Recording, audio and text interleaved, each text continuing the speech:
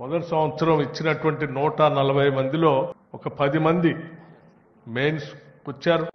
Mains నుంచి అంతిమంగా interview అయిపోయిన తర్వాత ఐఏఎస్ కొద్దిమంది, ఐపీఎస్ కొద్దిమంది, ఐఎఫ్ఎస్ కొద్దిమంది మిగతా సర్వీసెస్ లో అయ్యి ఒక 10 మంది సెలెక్ట్ అయినందుకు నిజంగా మేము అందరం సంతోషిస్తా ఉన్నాం. కాదు ఇప్పుడు మాత్రం ఇంకెక్కువగా ఆశిస్తా ఉన్నాం. ఇప్పుడు 178 మంది ప్రిపేర్ అవుతా ఉంటే సంఖ్య పెరగాలని బలంగా కోరుకుంటున్నాం.